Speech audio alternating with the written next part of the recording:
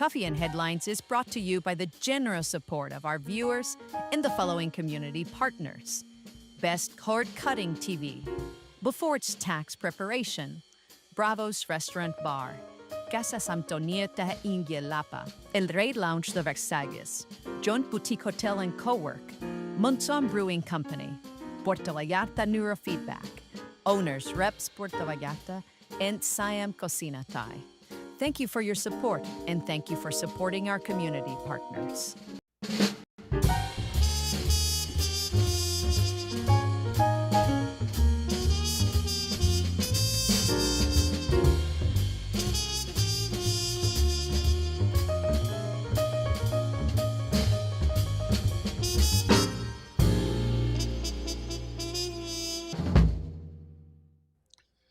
Good morning, everyone. Welcome back to Coffee and Headlines, our morning get-together live here on Facebook and on YouTube. Today is Monday, October the 13th, and what a weekend we've had, and for that matter, what a week we had last week, full of unexpected, unpleasant news and unfortunate news. So I don't know about you, but the good news is that when things go south, they can only go south so far.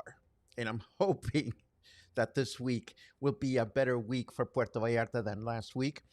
And full disclosure, I woke up with a big amount with panic. I woke up with panic and anxiety this morning. I cannot explain it. I'm going to have to do some soul searching later on today and breathing exercises to see just why I'm feeling so anxious this morning. But, you know, we keep things transparent here. So I think it's only fair that you know that I'm having anxiety and that it goes away after a while. So there you go. Full disclosure, we have anxiety.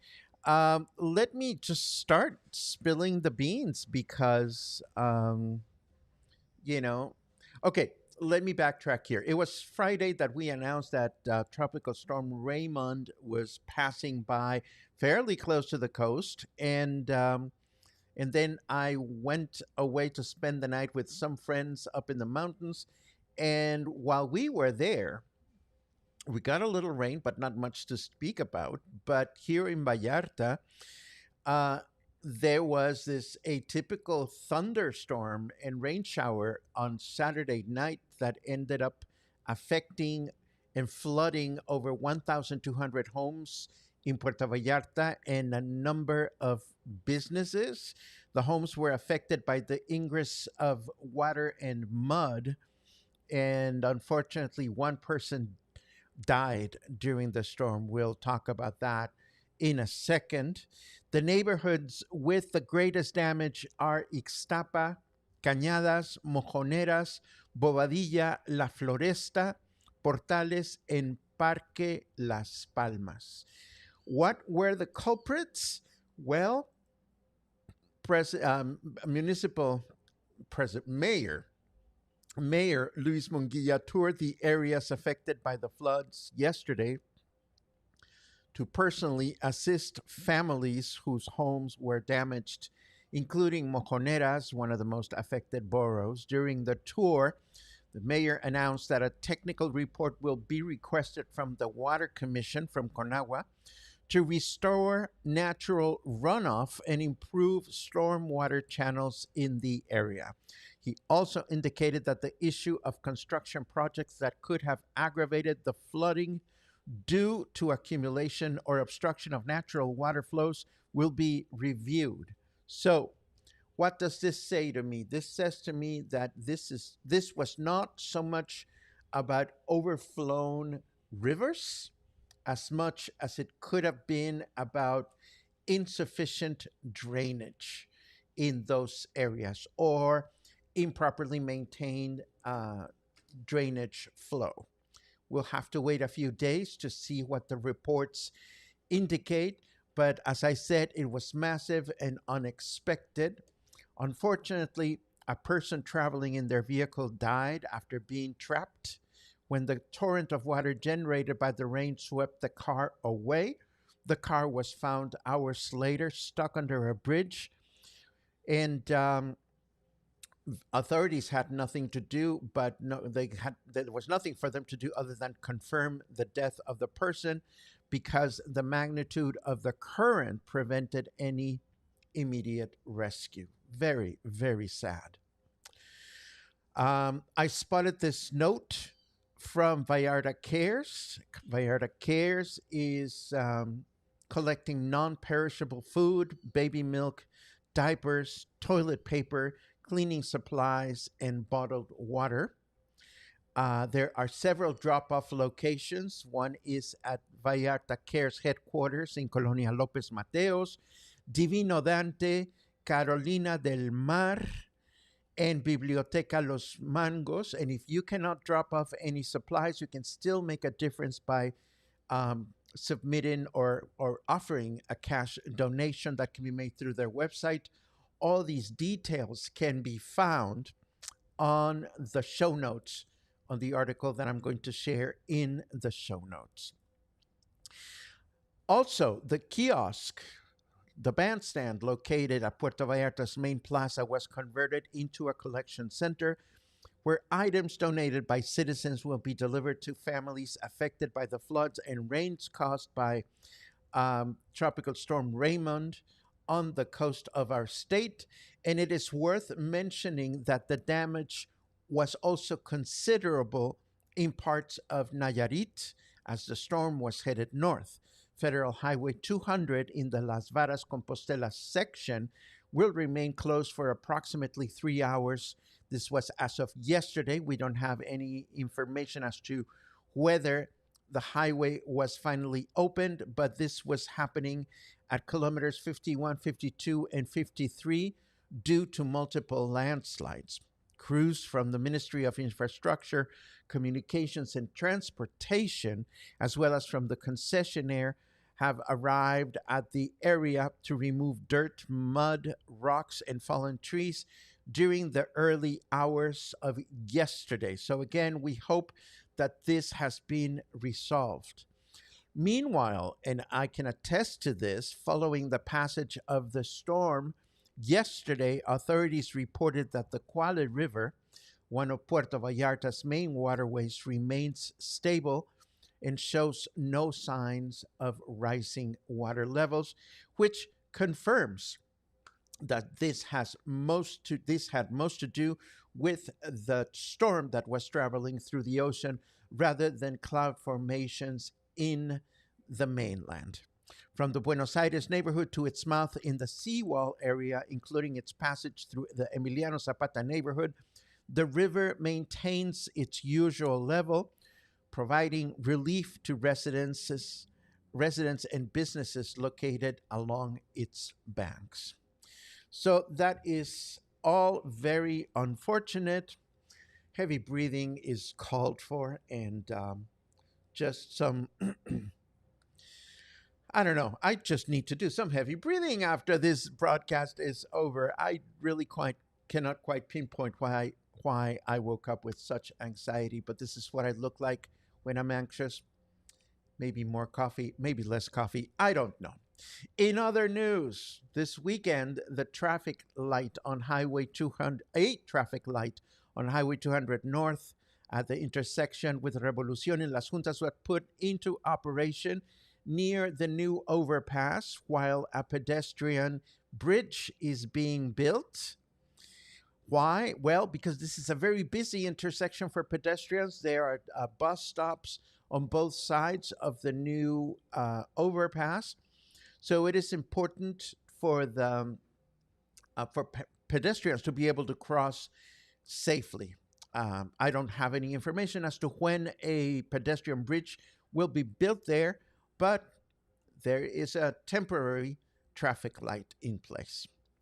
And last, in my first block of news, this is unrelated but interesting to follow.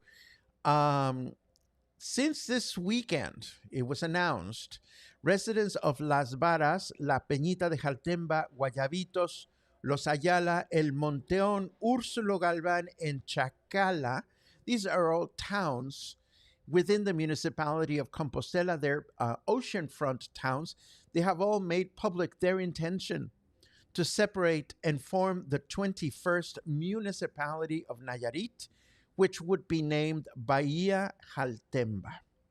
And you're looking at a beautiful photograph of La Peñita de Jaltemba on your screens. Why is this happening? Well, according to the proponents,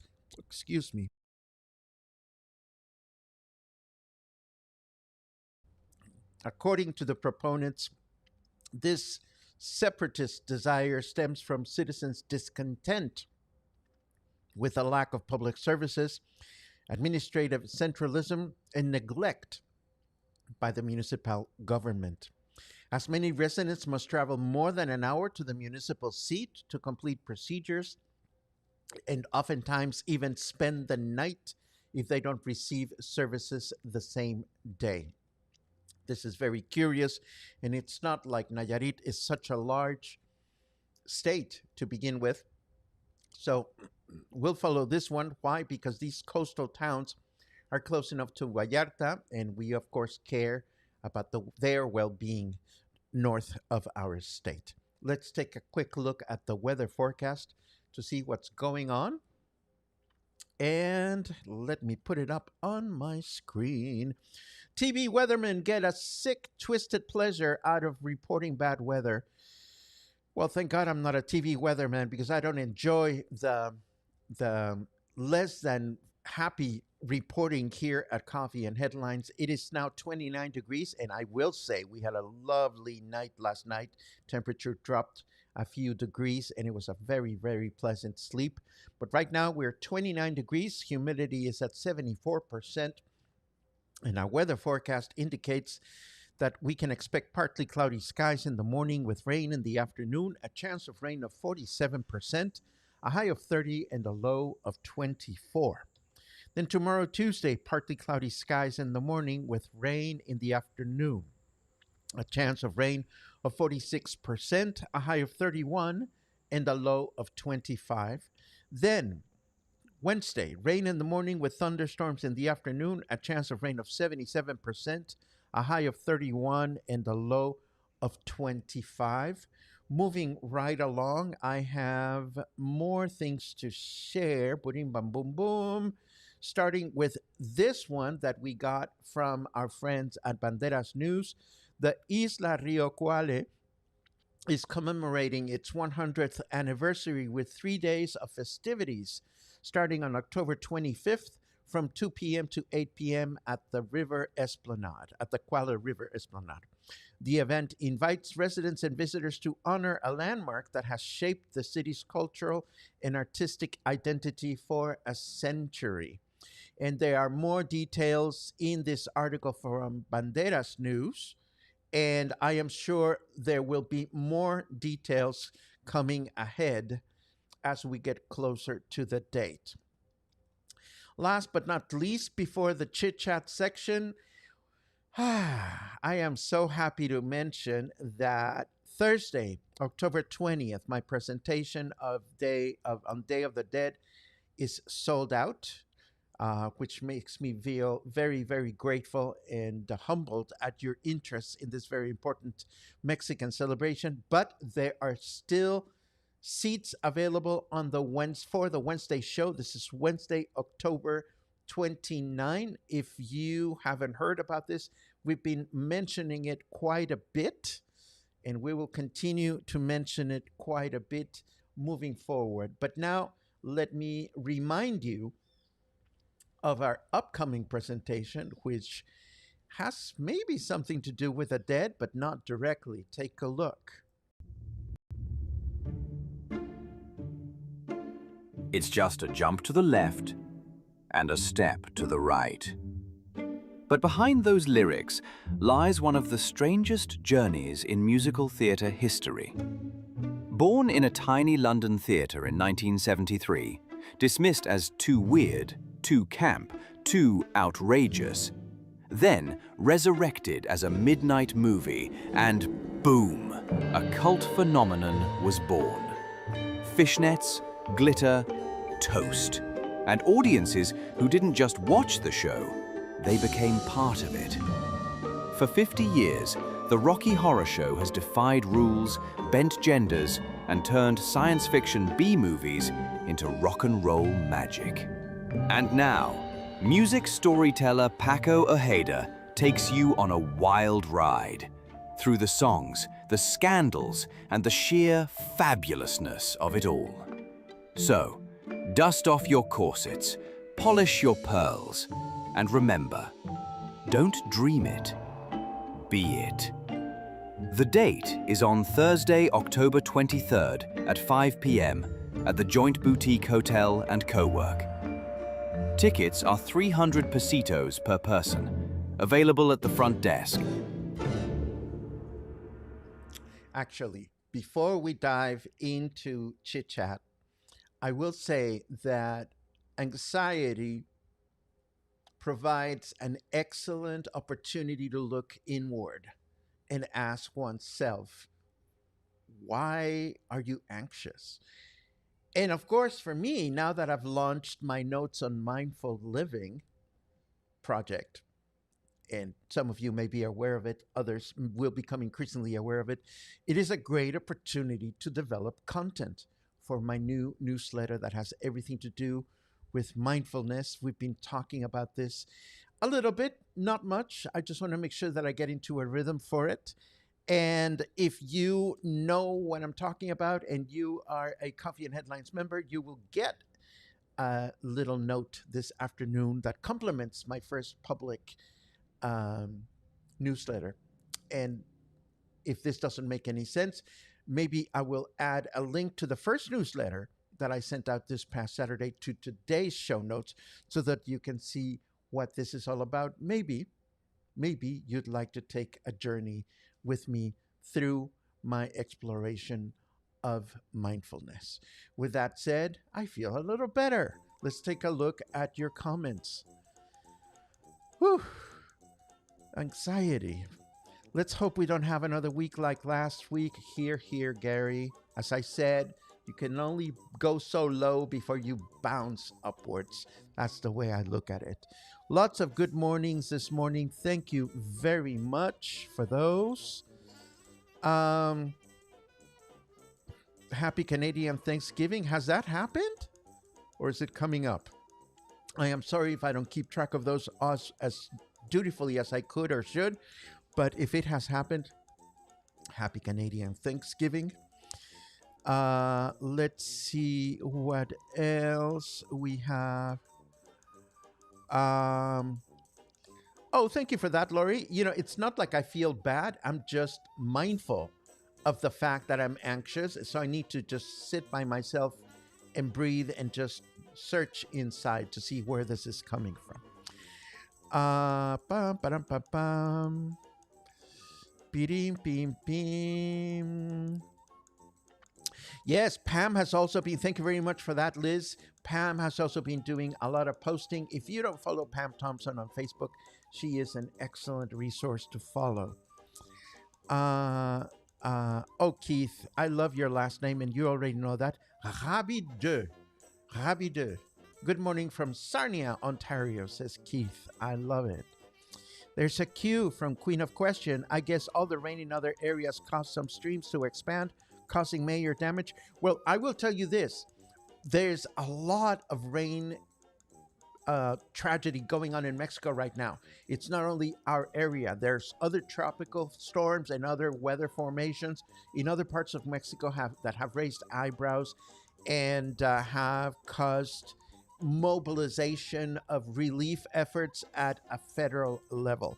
So it is, yeah, and Angelica mentions this. Thank you very much. Veracruz had also a terrible flooding. Yes, I keep reading about other places. So let us all help the less fortunate if we can. Oh,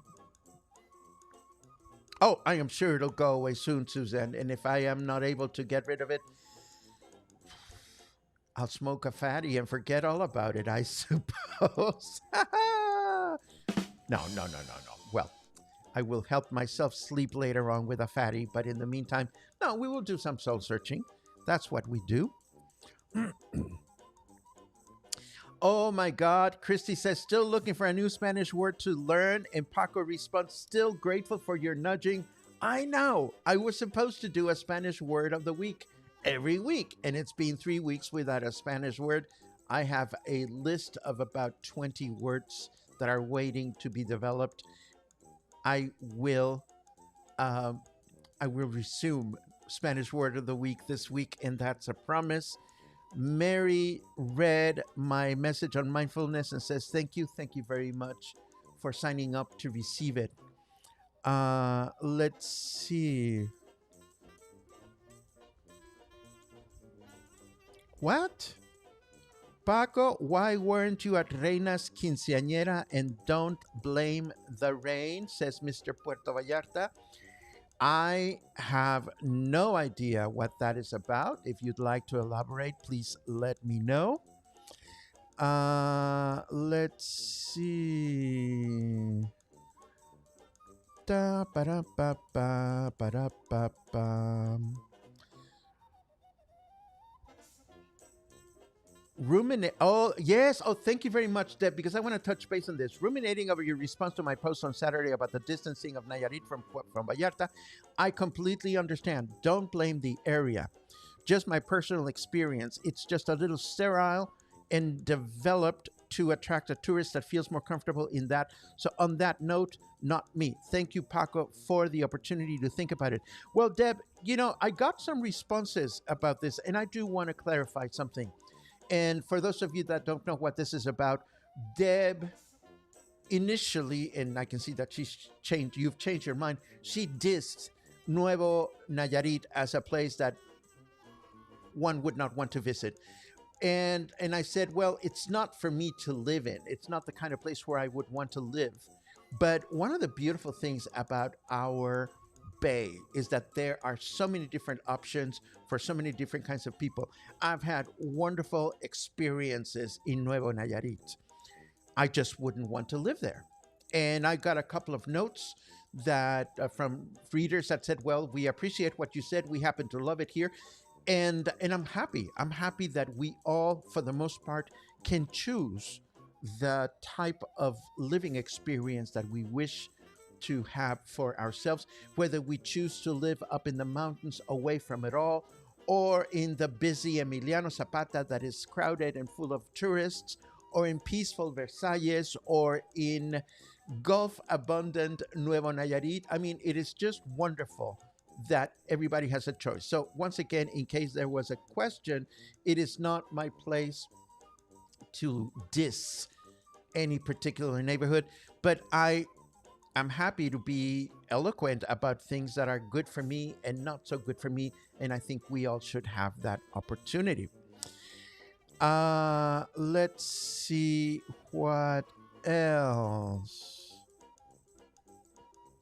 Generalized anxiety is a pretty universal phenomenon right now. Lots of metaphysical, astrological explanations as to why. Well, let me touch base on that, Muffin, because one of the things that I gave myself as homework to investigate as I continue my explorations through mindfulness is collective grief. I don't know about you guys, but I heard so many reports from people and so many statements of grief on Facebook about the sinking of the Marigalante, and that got me thinking, why are we feeling this way? And what is the science behind it? And what can we do to manage collective grief when it takes over, or generalized anxiety? So I have a lot of homework for myself in terms of my mindfulness research, and I will continue to share my writings on the topic with those of you that subscribe to my newsletter. Ooh, that's that. I'm going to go breathe deeply and continue with my day. I hope you have an amazing day, and I look forward to seeing you tomorrow for more coffee, more headlines, more stories, and maybe a bit of mindfulness. Have a great day.